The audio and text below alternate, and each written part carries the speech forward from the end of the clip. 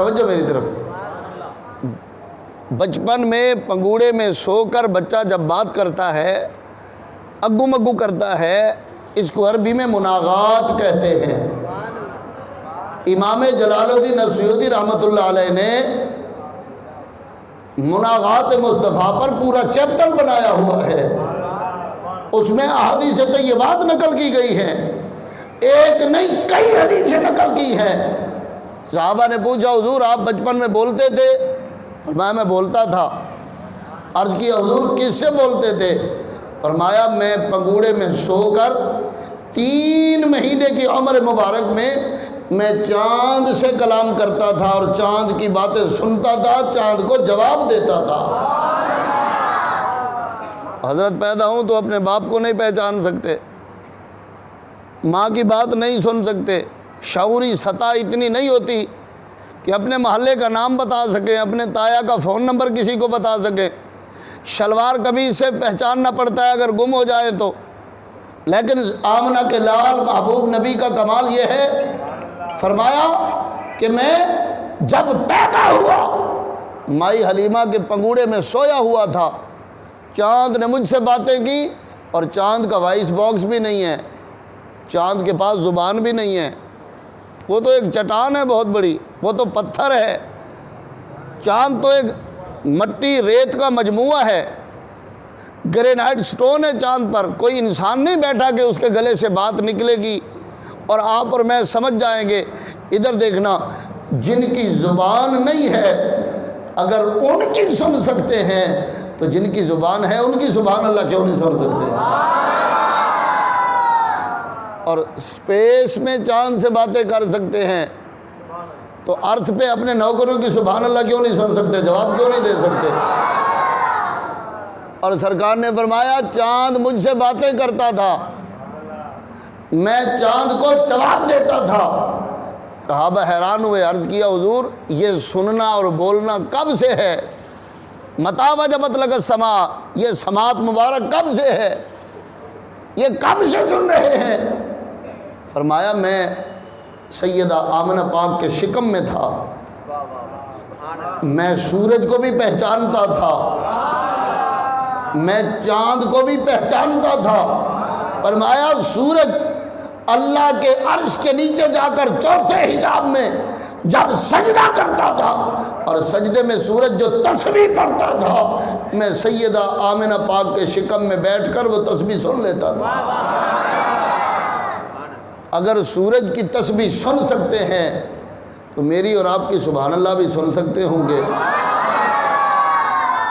اور یہ بات بڑی قابل توجہ ہے، پنگوڑے میں سو کر اگر انگلی کا اشارہ فرما دیں تو چاند انگلی کے اشارے کی اتباع کرتا ہے، حالانکہ سورہ یاسین میں موجود ہے وَالْقَمَرَ قَدَّرْنَاهُ مَنَازِلَ، کہ چاند کی منزلیں اور چاند کے راستے ہم نے خود طے کیے ہیں۔ اب کوئی چاند سے پوچھے تیری تو منزلیں طے ہیں، پچھلے نبی حج کریں تو تجھے دیکھ کے، دنیا میں قافلے چلیں تو تجھے دیکھ کے، اور روزے رکھے جائیں تو تجھے دیکھ کے، عیدیں کی جائیں تو سارا زمانہ تجھے دیکھے۔ فرمایا اب تک سارا زمانہ مجھے دیکھتا رہا ہے، اب میں بھی آمنہ کے لال کو دیکھ رہا ہوں۔ اسی لیے اعلیٰ حضرت نے فرمایا تھا سورج الٹے پاؤں پلٹے، چاند اشارے سے ہو چاک، اندھے نجدی دیکھ لے طاقت رسول اللہ کی۔ فرمایا سارا زمانہ مجھے دیکھتا ہے اور میں ان کی انگلی کی طرف دیکھ رہا ہوں۔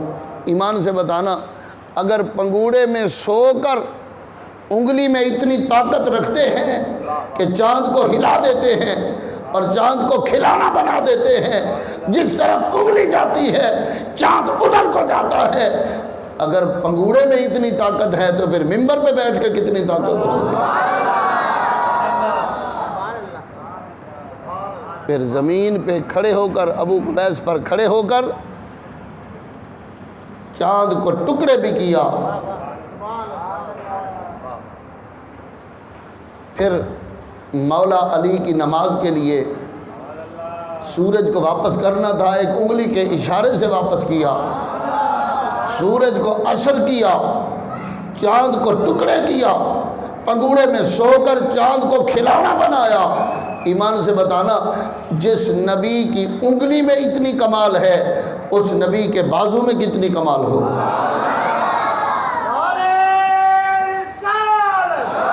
سرکار کی آمد، میٹھے کی آمد، سرکار کی آمد، سرکار کا جھنڈا۔ کہہ دے ذرا سبحان اللہ، ایک دفعہ پھر بھی کہہ دے سبحان اللہ۔ سرکار کی امی فرماتی ہیں، فرمایا جب ولادت ہوئی، سرکار اس دنیا میں آئے، کوئی قابلہ ساتھ نہیں تھی، دائی ساتھ نہیں تھی۔ آپ فرماتی ہیں میں اکیلی تھی۔ فرمایا میں ولادت کے بعد سرکار کو اٹھانے کے لیے آگے بڑھی تو فرمایا میں نے دیکھا سرکار کا رخ قبلہ کی طرف ہے، سر مبارک سجدے میں ہے اور زبان پر تسبیح ہے اور دعا کے کلمات ہیں۔ اب میں حیدرآباد میں، بلکہ ہم آتے تو بعض اوقات ببلو بھائی سے کسی سے پوچھنا پڑتا ہے، بھئی آپ کے گھر میں قبلہ کس طرف ہے؟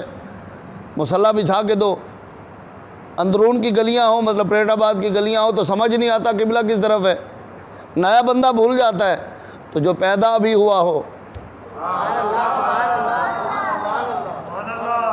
جو ظاہری حیات میں اپنے کمرے سے باہر نہ گیا ہو اور اپنی امی کا دودھ بعد میں پی رہے ہیں، رب کو سجدہ پہلے کر رہے ہیں۔ علامہ خفاجی رحمۃ اللہ علیہ نے نسیم الریاض میں لکھا، قال انی عبداللہ کے تحت کہ سیدنا عیسیٰ علیہ السلام آپ کی عبادت بالمقال و عبادت المصطفیٰ بالحال۔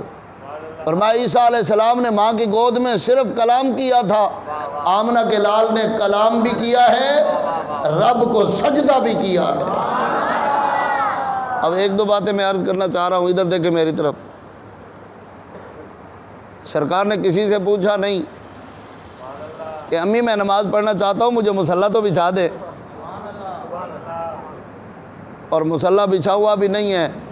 آج تک زمین پاک نہیں تھی، سرکار کی ولادت ہوئی، قدم زمین پہ لگے، رب نے فرمایا محبوب اب مصلی بچھانے کی ضرورت نہیں، ہم نے آپ کی ولادت کے صدقے ساری روح زمین کو پاک کر دیا ہے۔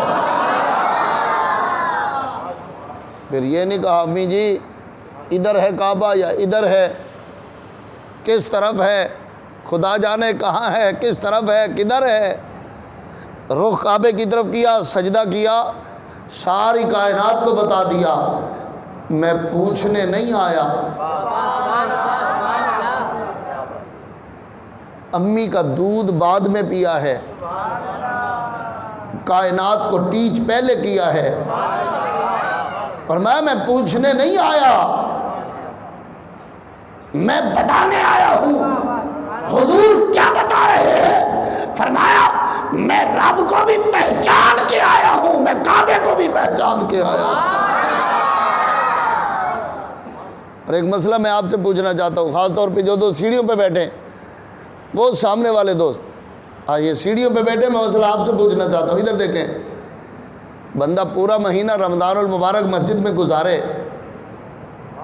اللہ توفیق دے، تراویح بھی پڑھے، افطار بھی مسجد میں آ کے کرے، اور پھر اعتکاف بھی کرے، پورا مہینہ قرآن کریم کی تلاوت بھی کرے۔ ادھر میری طرف دیکھنا ذرا، میں آپ سے پوچھتا ہوں، عید والے دن اگر بغیر وضو عید نماز پڑھ لے ہو جائے گی؟ کیوں بھئی آپ رعایت کیوں نہیں دیتے؟ پورا مہینہ تو وہ مسجد میں بیٹھا رہا ہے، اعتکاف بھی کیا ہے، تراویح بھی کی ہے، تلاوت بھی کی ہے، افطاری بھی مسجد میں کی ہے، صرف 2 رکعت بغیر وضو کے آپ نہیں پڑھنے دیتے؟ دے دو اجازت۔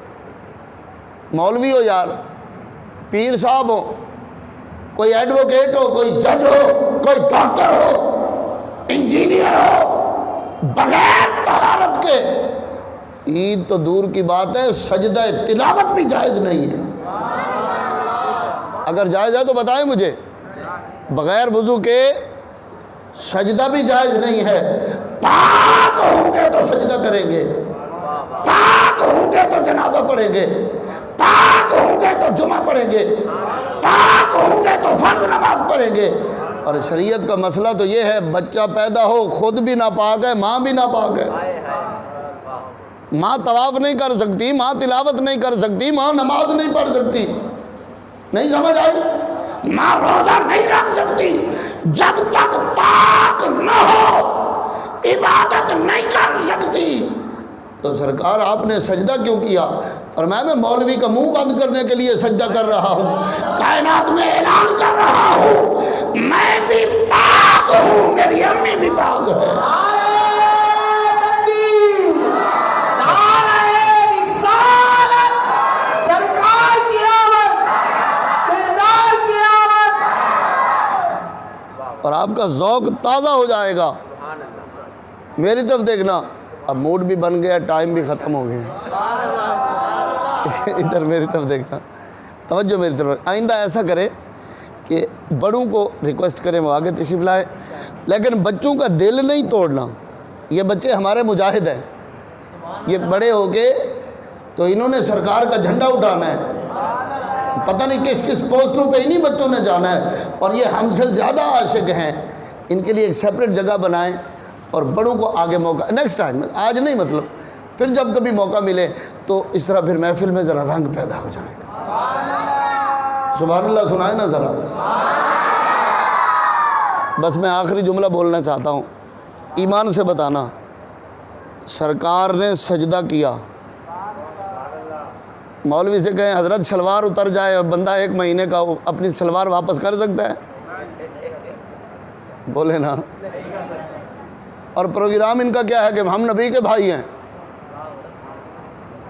رضائی اتر جائے اوپر نہیں کر سکتا، گم ہو جائے ماں کا نام نہیں بتا سکتا، اور میرے آقا والدہ نہیں، رب کی بارگاہ میں کیا عرض کر رہے ہیں؟